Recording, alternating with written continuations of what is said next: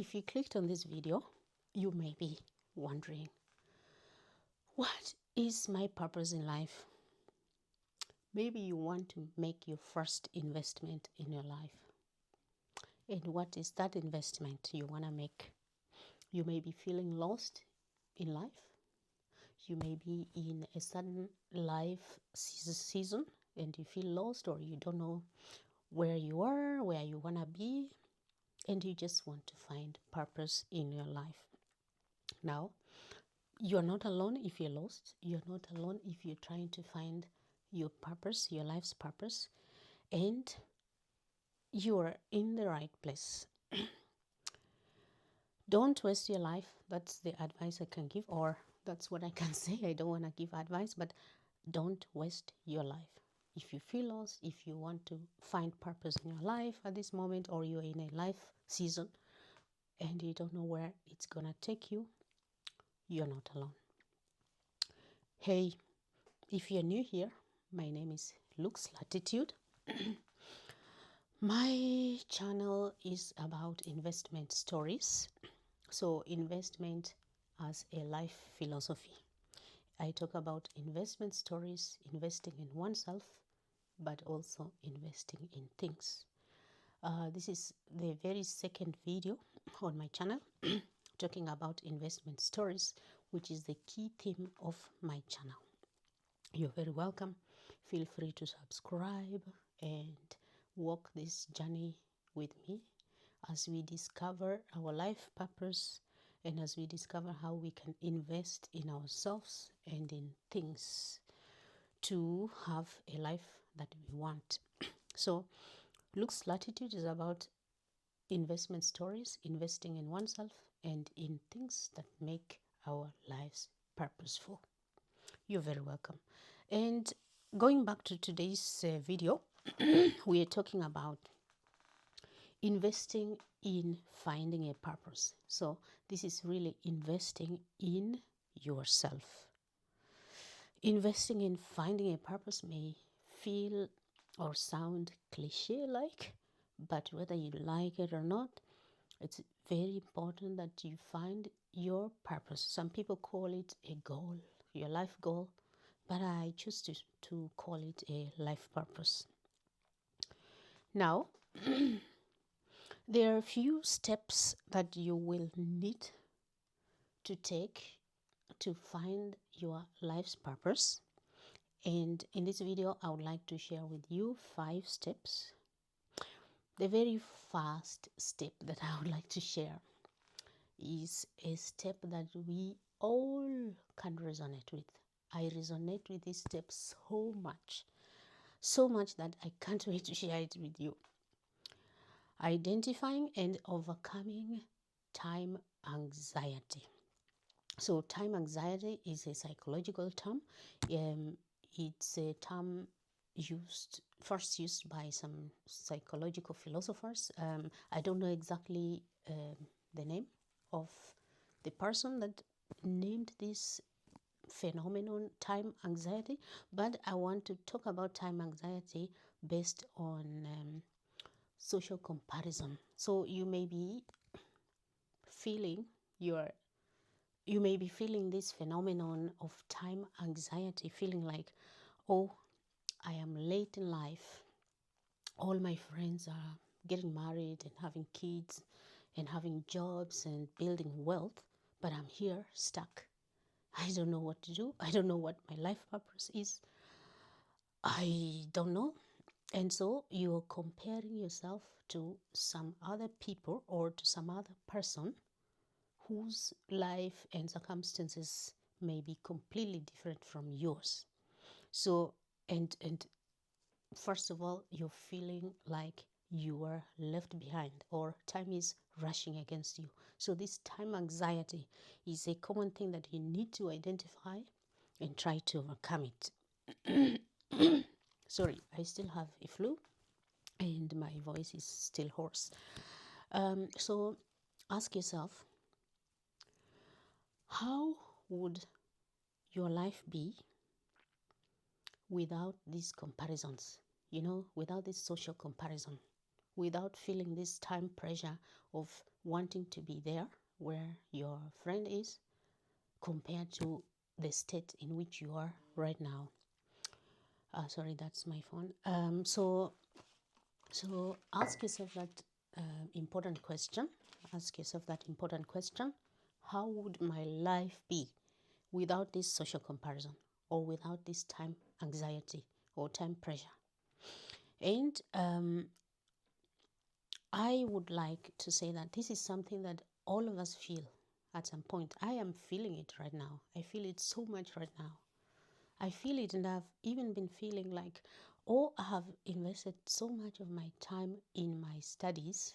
I'm currently doing a PhD in Switzerland, and I feel this time pressure like my friends who didn't have to take this PhD journey are making millions, are making money, building wealth, and here I am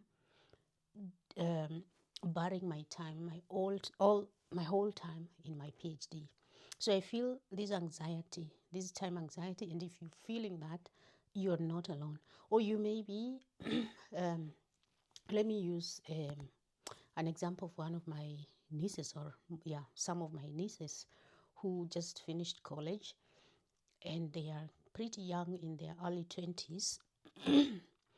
And when I speak to some of them, I get the feeling that some of them feel this time anxiety. They are really young, in their 20s, but they start to feel this time anxiety, like, oh, some getting some pressure, external pressure from others, like, hey, you need to be building your wealth now, you need to be getting married and having kids. So everyone, what I want to say is that everyone, whether young or old, I think we go through this phenomenon of time anxiety, and it's very, very important to ask ourselves that question. How would my life be without these comparisons, without this time pressure? And actually, without it, life would be so good. But is it possible to live without this? Is it possible? It's possible, but it's very hard because of the environment in which we live now. Everything is on the internet. Everyone is hanging their lives out there on the internet. And some of that life that we see on the internet is not really true life, or is not true what we see. Some of it is authentic, but some of it is not. And then we try to compare ourselves to that, and that's the more we feel this time pressure. So be compassionate to yourself. If you want to overcome that, just be compassionate to yourself and say, I am enough the way I am. But it doesn't mean that you need to stay in a situation in which you are if you're not happy with it. Be compassionate to yourself. Think that you are enough, but try to make some changes, meaningful changes that will change your life. And I think we'll talk about that later. So that was the first step. And the second step, towards finding your life purpose would be identifying your invisible scripts. These invisible or cognitive scripts, or mental scripts, if you want to call them, they are stories which we have stored in our brains that guide our lives. You know, these are mental scripts that really guide our lives. For example, if you go to a shop or to a supermarket, you don't go straight to the counter to pay first. First, you get into the supermarket and then take or pick up the, how is it called, the bucket, and start shopping, and finally go to the counter and pay. So that's how the mental script is. This is an example of a mental script about shopping in a supermarket. So there are different mental scripts that guide us through life in different situations. And these scripts are different ones. They may act well for us, others may act badly for us. Now let's look at some of those scripts. The first script is like, a limiting script. There's so many people who have limiting ideas, I tell you, even me. Sometimes I do have this limiting script in my head that guide my life. And like this, you cannot find your life purpose if you work with a limiting script. So they are they limit you. So a limiting script is like it limits you to the things that you know only. You don't, it doesn't allow you to think out of the box. You stay in anxiety thinking like, oh, I only know how to cook traditional vegetables, for example. I cannot try to cook salmon, for example, something like that, because you're so limited that you do not want to get out of your box, out of the box, to think and try out other things. So that's an example of a limiting script.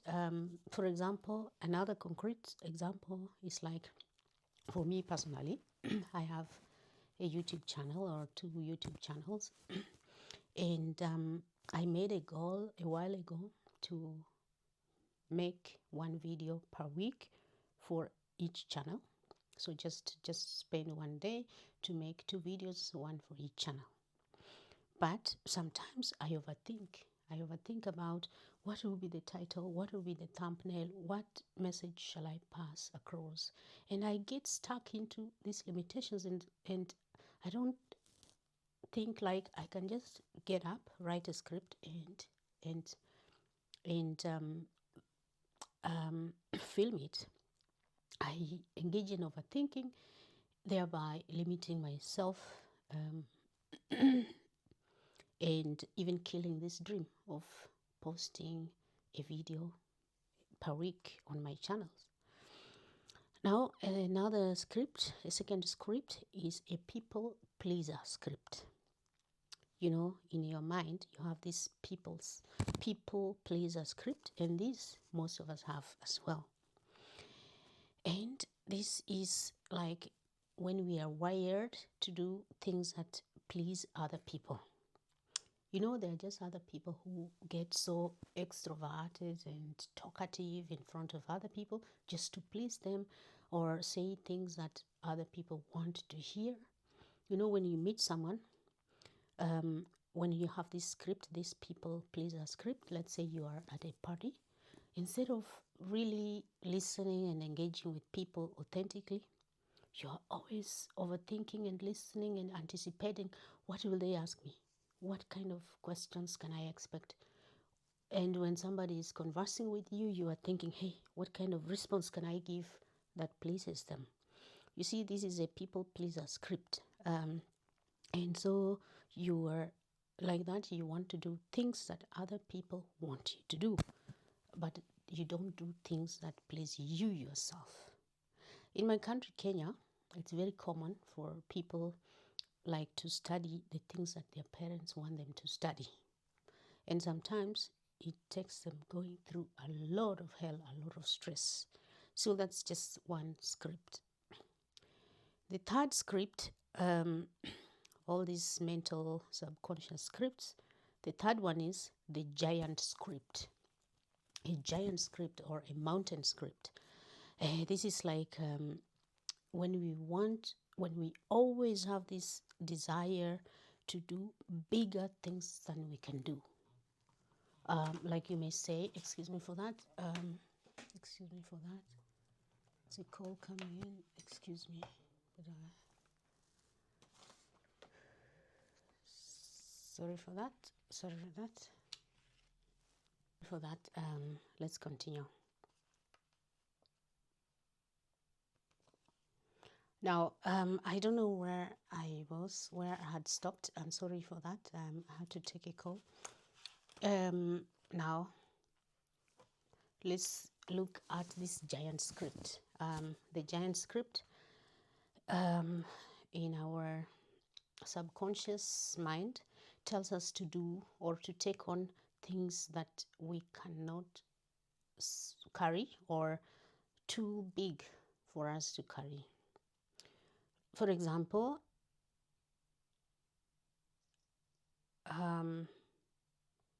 They're just people who never accept anything less, you know. And I'm actually one of those people. I'm one of those people, and I can tell you this is tough. It is tough. Sometimes it's good, but sometimes I take on certain tasks, and and along the way I wonder, hey, what the hell did I get myself into? For example, doing this PhD, it's something that I've been really thinking, was it really worth it? This is an example of a bigger thing that I took on that is almost too heavy for me, given the circumstances. Yeah, so remember, we're talking about how finding our life purpose, and I told you that I will take you through 5 steps. The first step was identifying and overcoming this time anxiety. The second step was identifying your invisible scripts, or these mental subconscious scripts that guide our life. And we talked about limiting scripts, people pleaser scripts, and giant scripts. And then the third step I want us to look at, we have to take this step if we want to invest in finding our purpose. And this third step is embracing uncertainty. This is basically identifying and embracing life seasons. Those life seasons, some people call them liminal spaces. Liminal spaces. Those life seasons, it's very important to identify them and embrace them, because there's nothing we can do about them. If you are in a life season, actually life comes in seasons. That's something that you need to know. Those seasons may be good seasons, others, I don't want to say bad, but others may be challenging seasons.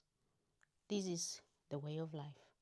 And so you need to identify and embrace that life season in which you find yourself now. And some people call them liminal spaces. This is a time of life where you are standing in some space between who you are and who you are becoming. You're just in a space between who you are now and who you're becoming. So it's a transition. You are on transit, but you're in a certain space in this transition, and you don't know where, or you don't know if who you're becoming is really something good for you or not. And that's, you just need to notice that this is a life season. Identify which life season that is and embrace it, and trust the process that where you are transiting to is really where you're meant to be, because these life seasons come anyway. Everybody goes through them. Everybody goes through them. Nobody's immune to them. So if you're not immune to anything, you just have to submit to it or embrace it and say, yes, I find myself here now. I accept. I accept it. Don't resist it. Don't resist a life season. Okay? And these life seasons or these liminal spaces can be very uncomfortable.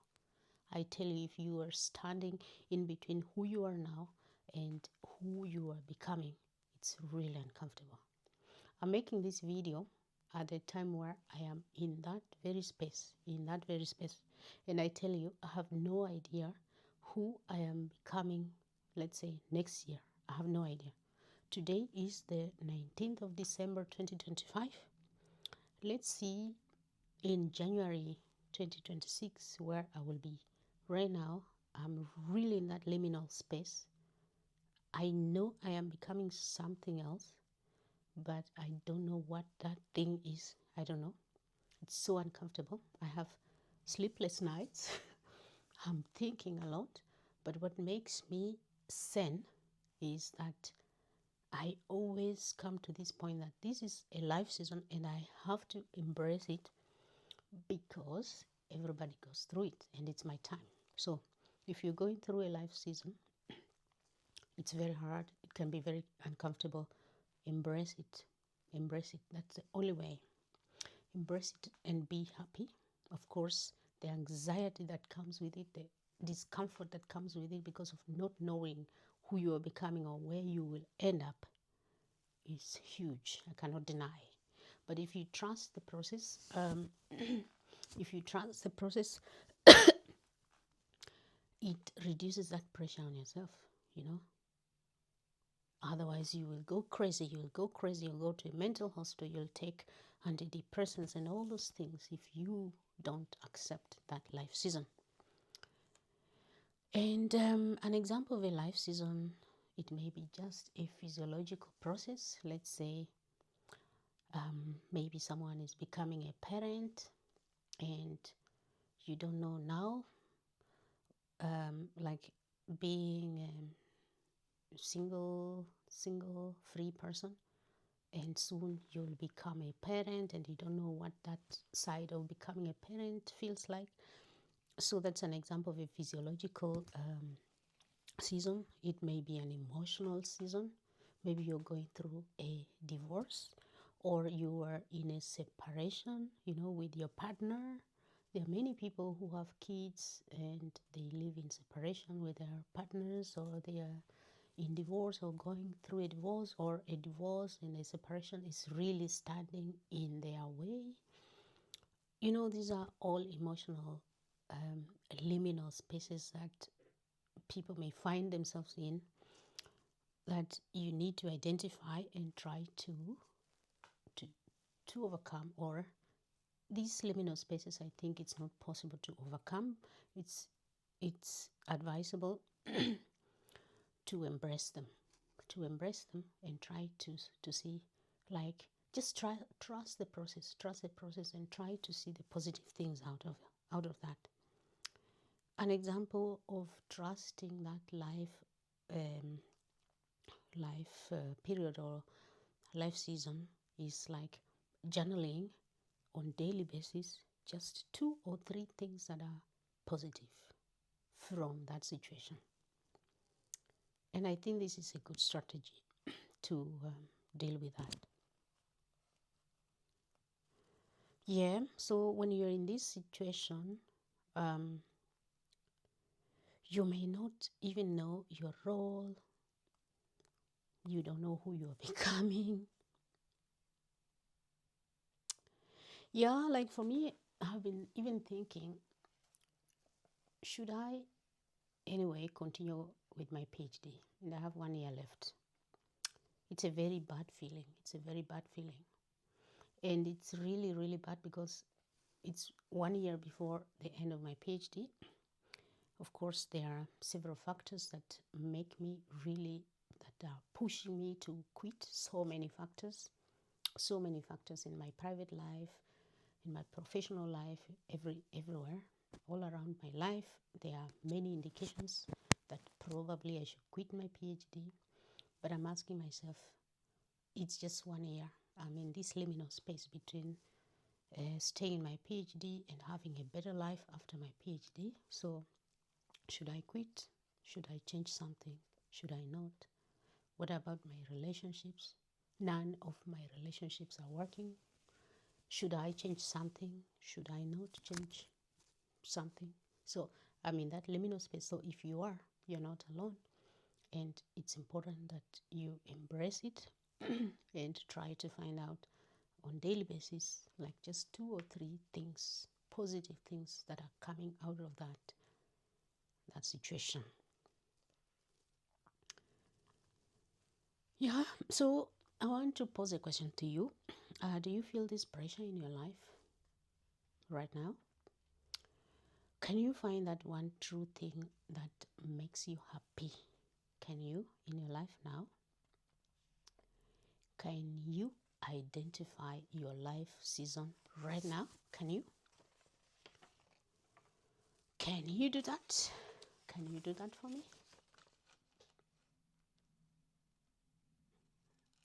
Now, moving on to the 4th step.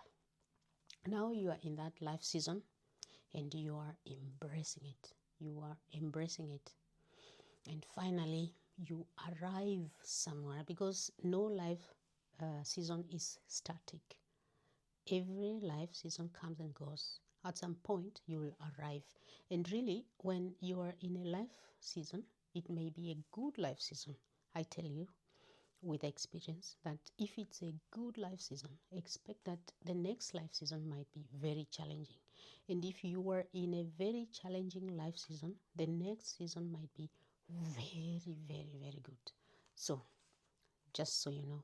So, let's say you've been in this life season without judging it whether it's good or bad. You arrive at a point and you feel like, yes, now I am I have become the person that I was becoming during that life season. That is the point of arrival, and that's the fourth step. So I want to say that that step of arrival should not be a destination. It should not be a one point destination. It should be something you work on in your lifetime. It should be something that you work on or reflect upon in your lifetime. Think in life seasons and find just one thing. At this moment, just think in life seasons and find just the one thing that makes you happy in this particular life season, yeah, that you have arrived in.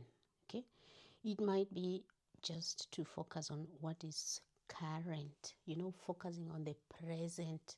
Focus on the present. You have arrived somewhere in a life season, maybe it's a good one or it's a challenging one. Focus on the current moment. For example, for me, as I already shared, in the current moment, I am journaling every day, every end of day. I write down 3 points, 3 positive points that are arising from my life now. Or I'm taking a lot of time to cuddle with my baby. And those are the two things that I think make me happy now. So, what is that one thing that is making you happy now in this current life season? Just focus on the present. Don't focus on the future or the past, just now. Yeah. And try to find out what is that one thing that is making you happy.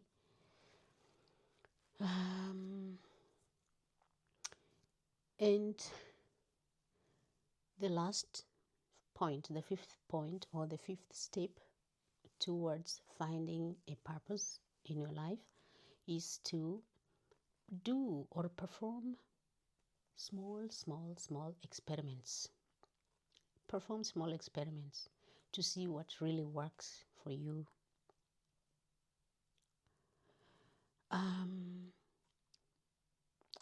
And when you perform small experiments to see what works for you, you want to see you're collecting data. You're collecting data and documenting.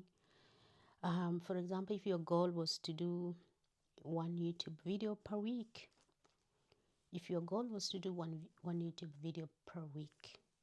you need to run that experiment very well. Like every week, sit down and see, did I produce one video or not? If I did, how did I feel? What made me achieve that goal? And if I did not, why didn't I achieve?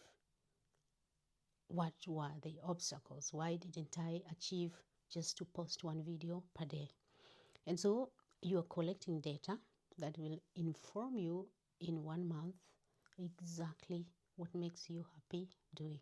You may find out that doing or posting a video per week is not your thing, or you may find out the obstacles that are in between your way of posting one video per week, and then you may start to work on that. For example, now my exactly like my experiment now is to do one video per week. If I do more, it's like a plus. It's yeah, good to do, but my goal is to do one video per week for each channel.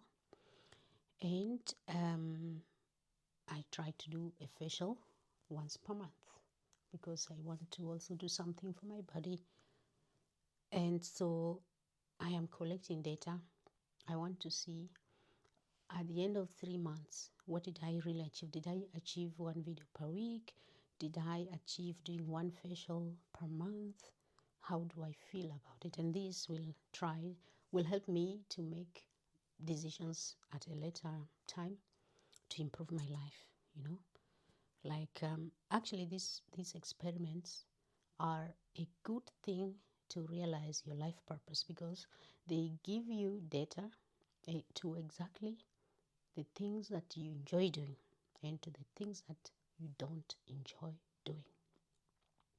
While you're running those experiments, you should know that the experiment should be intentional and meaningful. It should be an intentional thing and a meaningful thing. So I have a YouTube channel, and that's why I want to do one video per channel per week. So you cannot say my experiment is to do one video per week, and yet you don't have a YouTube channel, for example. So your experiment must be meaningful, intentional, and purposeful. Okay, it should be actionable or simple enough to be able to be done without any stress. Yeah. So doing one video a week, I think it's simple enough without pressure. It doesn't give me so much pressure to do, so it should be actionable or doable. It should be something continuous, something that you can repetitively do, simple enough, easy enough to do. And it should be also trackable, that you can give a clear answer to it, yes or no. I did it, yes or no. For example, a very concrete example of this intentional, meaningful, simple enough, doable, repetitive, and trackable experiments is that I am working on my PhD 4 days per week. And I dedicate 1 day per week for my YouTube channel. And what I'm learning now is that I am happier, I'm way happier working on my YouTube channel than on my PhD. So this is giving me information for future decisions. So I know that what makes me happy is content creation. So I want in future to be able to invest more of my time to do content creation, and it can be that my life purpose is content creation. You see, something that you feel happy. You know, when you collect data, it gives you really, really facts, important facts about how you feel doing something. And I don't think it's our life purpose to do things that make us suffer or to do things that make us uncomfortable or unhappy. So try that, and you'll tell me. And so doing these experiments and knowing our life purpose can really reduce pressure on yourself. Yes, reduce pressure on yourself, reduce pressure, that time pressure that you've been feeling, that can reduce it as well. And now we have seen the fifth step where you finally so the fourth step, you arrived in your life season, and then you're doing these experiments, these small experiments in the fifth step. And when you get into a new life season, what I want to say, when you get into that new life season where now you are doing your life and you're doing your experiments, it's likely that at some point you get back into the liminal space. You know, you get back at that point where you are becoming someone else again. And then you are then in that space where or in that space between who you are currently and who you are becoming. So in that liminal space, as we talked about before, the liminal space was the third, yeah, was the third place, the third step. So it's likely that you will go back to that liminal space. But then remember that you have to embrace uncertainty. You must run some experiments, some more experiments, and determine what makes you happy. Now you have the tools. When you get into a new life season, you have to know that you must embrace it. You must try to find out the positive things out of it. You must really start to run some experiments to give you data to tell you like what is good for you in that life season. Okay. And so these experiments, these tiny small experiments in the fifth step, they are really, really, really moments of discovery which you cannot do without. So do experiments, small experiments in your life to know or to discover your life purpose. Now, going back to the theme of my channel, investment stories, I want to pose these questions. What is the investment here in this video? Like in this video, in all these things that I've spoken about, what is the investment? And what returns does this investment offer? So to answer that, it was finding your life purpose. And if you find your life purpose, trust me, it makes you happier. It reduces pressure on yourself. You don't have this rush to compare yourself with others. You are happy with yourself, and that is the investment. So that is my investment story for today. I do hope you enjoyed, and if you did, please like this video, share it with your friends and family and other people, and like the video so that YouTube can push it to many other people for me. And please comment and subscribe. Let me know how you felt, in what life season you find yourself now, and let's interact. Thank you so much, and see you next time in the next video. Thank you. Bye bye.